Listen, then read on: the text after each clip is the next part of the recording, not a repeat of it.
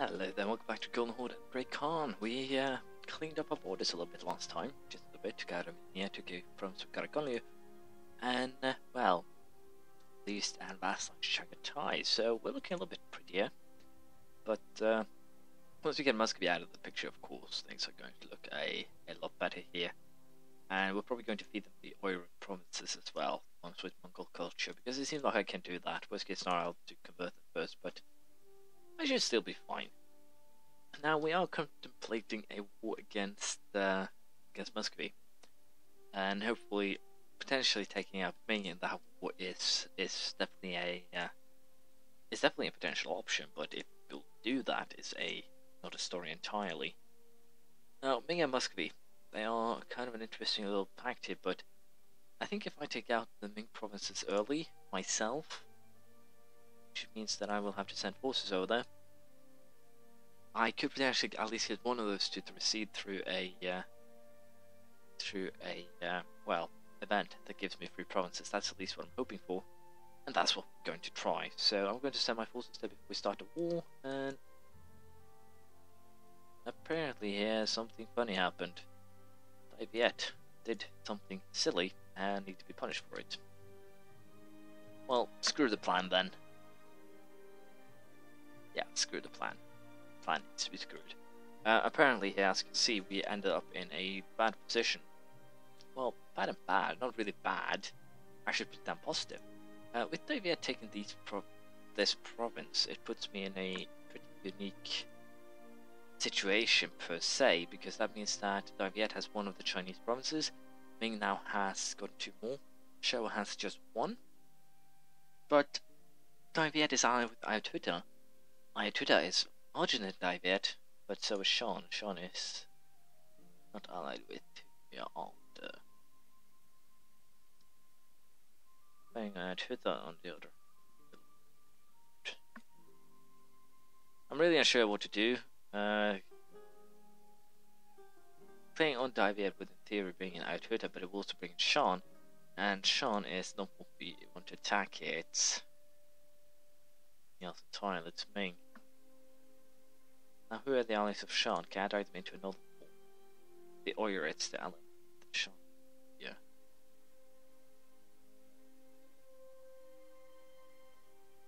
The only way that I'm actually seeing this is that I will have to declare all the Oirids. But unfortunately the truce there doesn't run out until 1 year. I don't have Casus Belli. Shit, this could have been a gold moment, but the fact that Ming now got some more provinces of course is not the best, but I think we'll go ahead with the original plan. And just declare war. I can always look for another well, alliance or something like that to trigger a war later on. And the goal here will be really simple. We'll be taking, we're just sieging Ming, and then we'll drag out the war with Muscovy as much as possible. And again, dragging out the war with Muscovy is simply just to make sure that we get what we're after, if I can say it that way, which is hopefully ceding 1 or 2 of these provinces in, well, an easy way. We'll see how it goes. So I'll deal with these rebels as a little bit of jest to my friends here, and then we'll go after. Basically, go ahead and declare war. I think it's not really good reason for me to wait any longer. So I'll get everything prepared, and then we'll declare on Ming here. Hopefully, defeat Muscovy rather snappily, if you will. So we'll see how this plays out, but I'm pretty confident that we can do it in a timely manner, I dare say. So we'll see how it goes. Be ready in just a few seconds. There we go, we are ready, and it's time to declare war on Muscovy here. They will call in Ming. Tribal conquest is the Casus Belli I had luck with in the past, so we're going to keep on using that, of course. And we are going to march after that Muscovy army. I have no idea if this will actually work out, which is the biggest concern in this plan, but it is a plan. It's not a good plan. I never said it was a good plan. It's a reasonable plan that should have a reasonable chance of working. We'll see. Of course, most of my plans do have a reasonable chance of working, but I'm very bad at executing them. So the goal here now is just to fight Muscovy and just see how much of the land we can actually take in this war before it becomes too much and too expensive.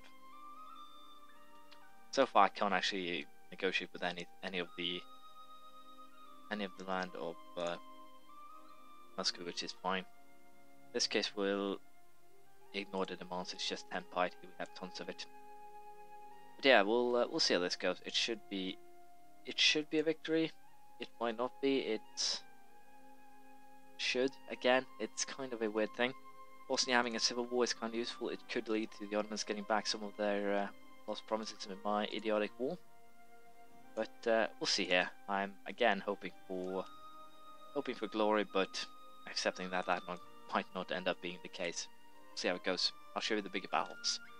I hit their armies in Tomsk here, and as you can see, we are at a disadvantage. We are going to lose this battle, so we're going to force them to retreat to the sieging area here. And the reason for that is really simple. It's to make sure that we actually make something work here. Of course, we're going to send these guys up to Beresov. I'm pretty sure the siege there will lose to the superior Muscovites, as you can see. So, do probably end up in not the best of situations here, but I do have one big army here to join up with another one, and I'm pretty sure, ally-wise, that I'm not looking too bad. Now, why the hell did I end up in Japan? It's not looking too bad, but it's not looking great either at the same time. But I think we can win this. Again, the goal here isn't really to win against Muscovy. It's hopefully to just get Ming to succeed, to give some provinces for more or less free. So, the more the war drags out, the better for me, really, in theory. If we can pull it off. Most likely not. We'll see. Taking out this 6,000 man army should definitely be high on my agenda, and I should put my Great Khan on the front line. Because we do need that guy to actually die. Because I'm pretty sure that will actually boost my legitimacy due to the fact we have a strong heir, and he's of age, of things too. And to stop those guys from actually helping out, we're going to do this. And boom, victory has been assured. We have an army sitting more or less ready here, but we're going to most likely lose again another siege here, which is not top notch, to put it that way. I think we'll just have them wait here. Have these guys come over there too. Yeah, they go to the exact same place. But yeah, dealing with the Muscovite army here might actually become quite a chore in the long run. We'll see here what actually happens, but the goal is to have two armies basically both going after this one, but it seems like they're actually going to be running away, which is not the best, but we'll see. I think I'll just pull these armies back for the time being and have them siege, and we'll have the Ottomans or someone come up and kick the other one's ass. We'll see how it plays out. Well, my plan did work out to some extent here. Mutasa, the first Akakunliu, my real glorious nation. I got a boost up to 75 with 15 points away. But unfortunately this guy can only do the denouncement of sect practices, which gives 10 piety. The other things that we've had is missionary, prestige, and of course a little bit of tax modifier. But the national thingy, or national revolt risk loss is probably going to be the one that is most important for us in order to prosper. So I'm not too upset about that one. But we're going to continue waging war on Muscovy here, and it seems like my vassals is doing a good job here by keeping that army occupied, and hopefully here we can get some rebels up and running into a system that will most likely leave Muscovy in trouble with rebels for times to come. But we'll continue the war, see how it plays out. We have a new heir to the throne, Ilham 206. He's not good for westernization purposes, he's actually pretty crappy, if you consider that. But what we might do is actually now save as many points as possible and just go straight out for the westernization in next time to come here. But we are going to, it's probably going to take about 10 years, so we'll probably get one more tech in both of these before then. I'm a little bit unsure on the specific details, but westernization is definitely coming up pretty damn rapidly. Now, the secondary problem is what we want to do in this war, and I think I'll actually take Nanjing and added this Hangzhou here over to Shou, and the reason for that is kind of twofold. Shou is just two provinces now, next war, annex, done deal, and well, that's basically the only reasoning behind it, more or less. And hopefully I can also afford to take a province of Muscovy here, but with this one being 2, it's rather doubtful that I get the last Russian province of them in this war. We might have to do a couple more.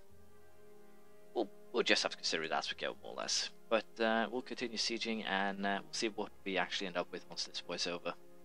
Now, we do have a really interesting battle coming up here. As you can see, the Muscovites are going basically pretty hard here against... I actually put my king on the front line because I needed a general. I didn't want to waste any more military power.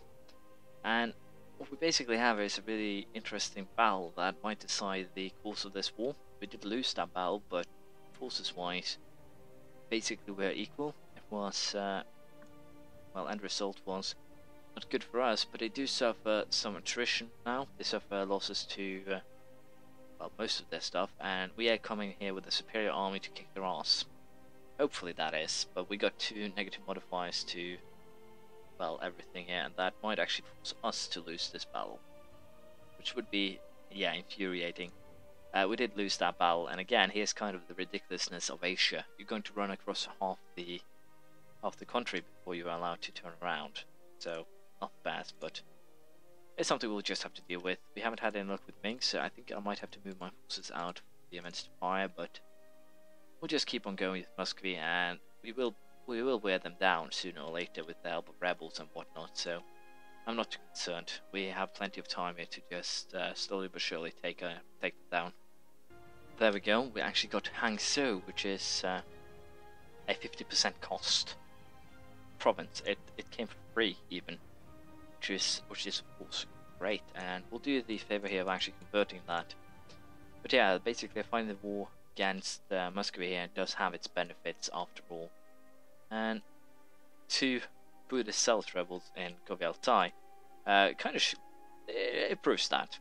So we're going to be sending these 2 armies after the Muscovite ones, but thanks to distances and everything, I'm going to sacrifice a lot of men by doing all this. But Muscovy here is actually suffering quite a bit from attacking those guys, and even though my forces will probably suffer quite a bit as well, we should be able to deal with this. And just to make sure they can't actually run away, I'm going to send the 2nd army to Changal, and potentially here we should be able to help them out. Again, we get a -2 modifier to, well, everything more or less, but thanks to our superior numbers, we should be able to grasp a victory out of this, and now we can really start playing the, well, Hunter's game, more or less. The goal is basically just to take down smaller Muscovite armies, because they will still give count towards the war score, or war goal, more or less, which of course is really, really good.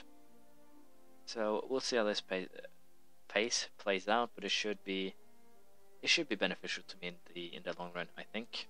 I probably have this one as a attachment army. No, do not actually. So why? Shunus hidden 29,000 men there makes no sense to me.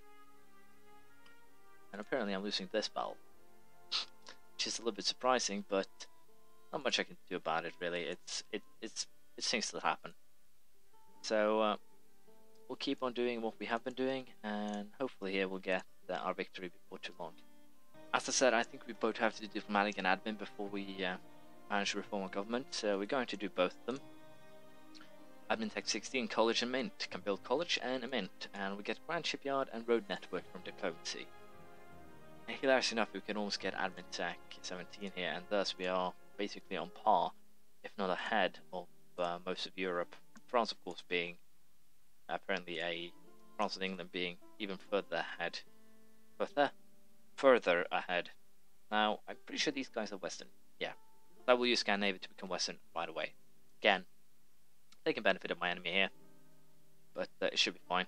Muscovy here has actually proven to be quite the adversary due to basically them having better forces than my allies, so to speak. So it's not looking too great per se, but we should still be able to grasp a victory here in the long run. See how it goes.